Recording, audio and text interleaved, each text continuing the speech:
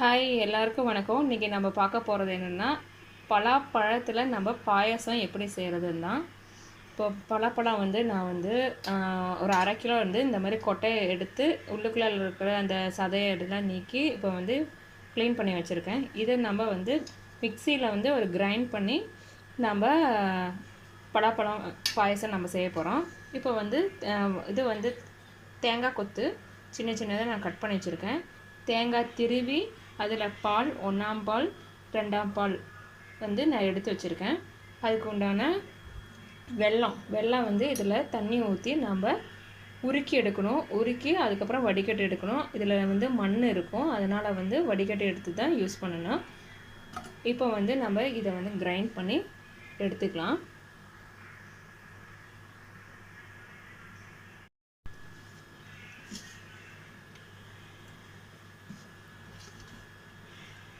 மிக்சியில் வந்து ரொம்ப கிரைண்ட் பண்ணிடாதீங்க.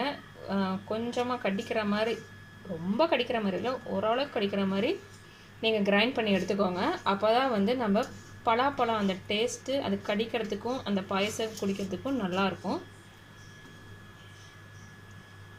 இப்போ நம்ம மிக்சியில் கிரைண்ட் பண்ணி எடுத்துக்கலாம்.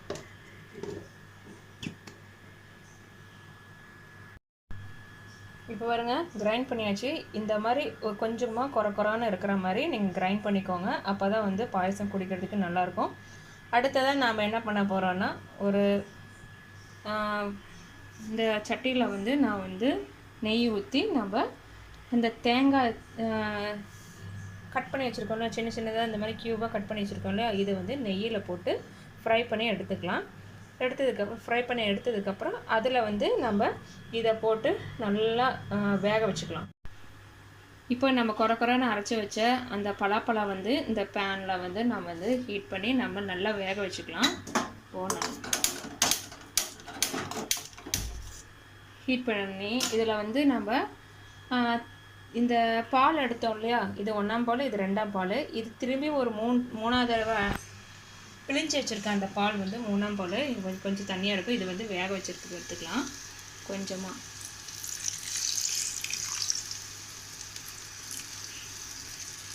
ஒரு 3/4 கிளாஸ் மாதிரி வேக வைக்கிறதுக்கு ஒரு 3/4 கிளாஸு.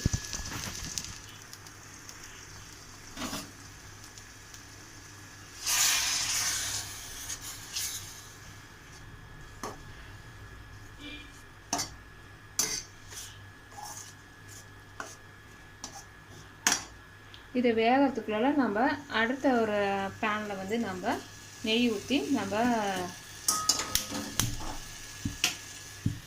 இப்போ நெய் வந்து ஊற்றியாச்சு. இதில் வந்து நம்ம கட் பண்ணி வச்ச அந்த தேங்காயை போட்டுடலாம்.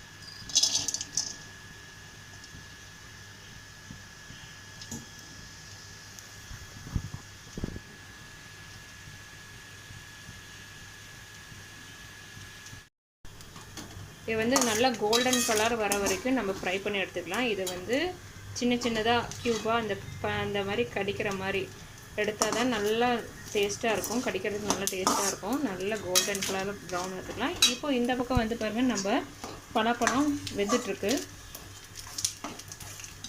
இதை அப்பப்போ இந்த மாதிரி கலக்கி விட்ருங்க, இல்லைன்னா வந்து அடி பிடிக்கும். இது நம்மளுக்கு ஆகிட்டுருக்கு.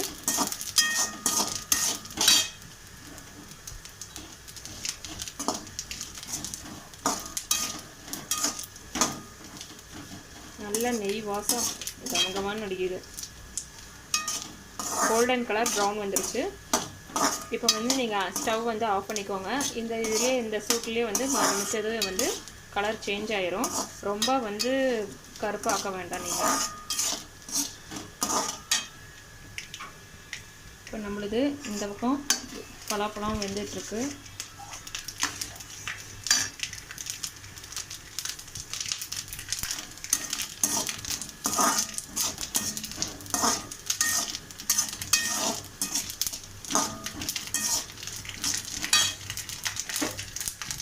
இப்போ வந்து இதை ஆஃப் பண்ணிவிட்டு ஸ்டவ் ஆஃப் பண்ணிட்டேன். இப்போ வந்து நம்ம வெல்லம் வந்து சின்ன கட் பண்ணி வச்சுருக்கேன். அதில் வந்து 1/2 டம்ளர் தண்ணி ஊற்றிருக்கேன். இது வந்து உருக நம்மளுக்கு தண்ணி எச்சாகும். இதில் இருக்க வந்து உருகினதுக்கப்புறம் அதுக்கப்புறம் இதில் வந்து நம்ம வடிகட்டி இதில் ஊற்றிக்கலாம். வடிகட்டி கம்பல்சரி ஊற்றி ஆகணும், இல்லைன்னா அதில் வந்து மண் இருக்கும். மண் கடிக்கும்போது வந்து பாயசம் குடிக்கிறதுக்கு நல்லா இருக்காது. இது உருகட்டும். இப்போ பாருங்கள், நம்ம வந்து பலாப்பழம் வந்து க்ரஷ் பண்ணதை வந்து வேக வச்சுருக்கோம். அது வெந்துருச்சு. இப்போ வந்து நம்ம வடிகட்டி எடுத்துக்கலாம். சர்க்கரை பானையை வந்து வெல்லம் வந்து வடிகட்டி எடுத்துக்கலாம்.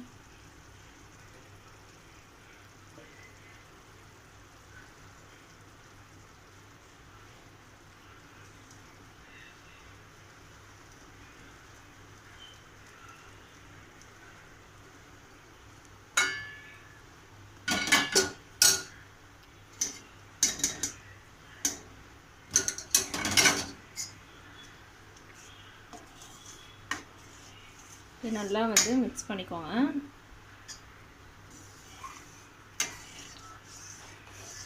நல்லா இது பண்ணிட்டு இளக்கிட்டே இருக்கணும்.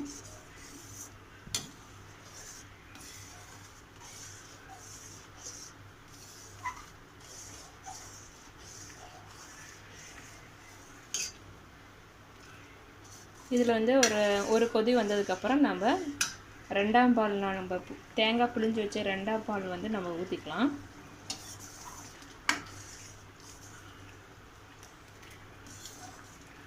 இது நல்லா கொதி வரட்டும்.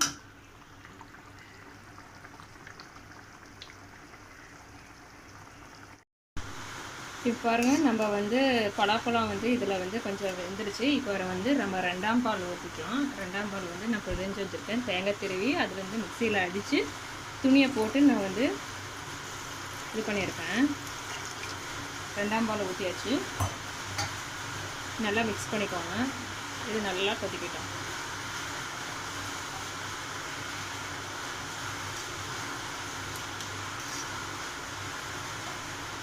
அதுக்கப்புறம் வந்து நம்ம எடுத்து வச்ச 1ஆம் பால் எடுத்துக்கலாம்.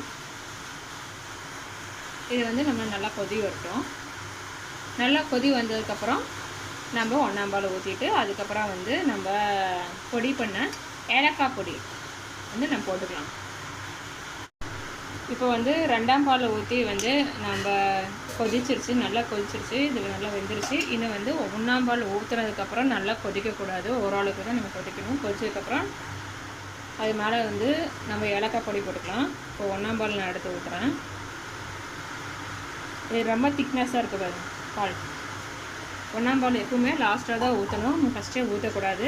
நம்ம வந்து ஃபஸ்ட்டு திக்காக வர பால் வந்து எடுத்து வச்சுக்கணும், 2ஆவது வர பால் எடுத்து வச்சுக்கணும், 3ஆவது வர பால் தான் இதில் வந்து வேக வைக்கணும். இதுதான் ப்ராசஸ்ஸு.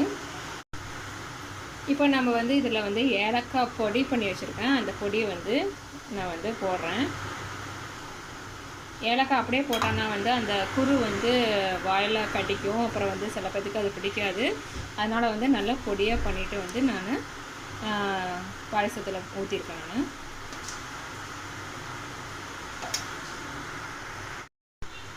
இப்போது நம்ம பாயசம் கொதிச்சிட்ருக்கு. நம்ம வந்து இந்த பாயசத்தில் வந்து நம்ம ஃப்ரை பண்ணோன்னா தேங்காய் கொத்து வந்து நம்ம இதில் போட்டுக்கலாம்.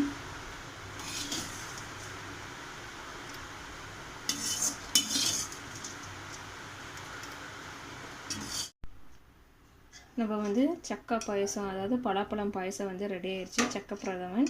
இந்த திக்னஸ் வரதுக்காக நான் வந்து அரிசி மாவு, நைஸான இடியாப்ப மாவு, இல்லைன்னா ஏதாவது இடியாப்ப மாவு வந்து நான் ஒரு ஸ்பூன் வந்து கரைச்சி போட்டிருக்கேன். அப்போ வந்து கொஞ்சம் ஒரு திக்னஸ் நம்மளுக்கு கிடைக்கும்.